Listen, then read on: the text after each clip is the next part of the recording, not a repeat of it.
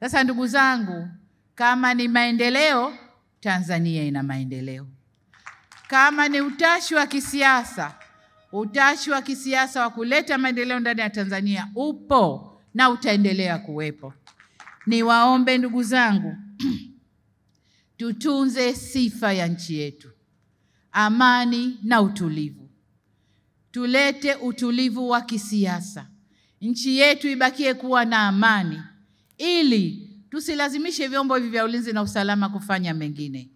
Tutulie, tufanye kazi zetu, tulete maendeleo Tanzania. Mmemsikia balozi hapa wa Ufaransa, ameisifu sana Tanzania. Tulivu, na kwa sababu ya utulivu wetu, maendeleo yanayoendelea, wao wako tayari kutupa ruzuku na mikopo zaidi ili maendeleo zaidi yafanyike. Tukianza kutawanyana hapa, hakuna litakalofanyika. Na hili ndilo wengine wanapenda litokee. Niwaombe sana ndugu zangu, tuweke sifa ya nchi yetu. Tanzania ni salama, twende tukakae salama.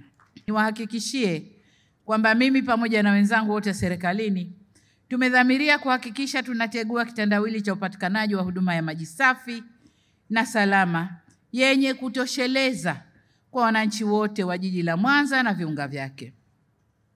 Ndugu zangu, maziwa makuu likiwemo ziwa Victoria ni vyanzo vya uhakika vya maji kwa matumizi mbalimbali ya kiuchumi na kijamii. Hivyo niwakumbushe kwa swala la uhifadhi wa mazingira, ikiwemo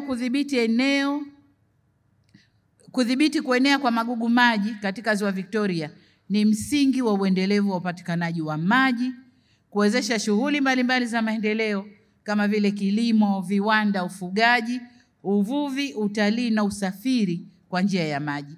Amesema vizuri hapa Celine Robert, mwakilishi wa FDB, amezungumzia vizuri swala la utunzaji wa mazingira.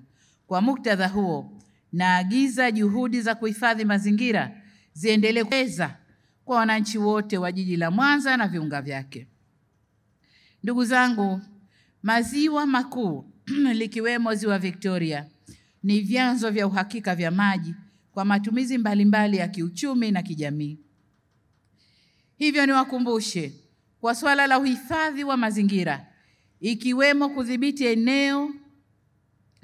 kudhibiti kuenea kwa magugu maji katika ziwa Victoria ni msingi wa uendelevu wa upatikanaji wa maji, kuwezesha shughuli mbalimbali za maendeleo kama vile kilimo, viwanda, ufugaji, uvuvi, utalii na usafiri kwa njia ya maji. Kwa muktadha huo, naagiza juhudi za kuhifadhi mazingira ziendelee kufanyika kamilifu kwa kushirikiana na sekta zote.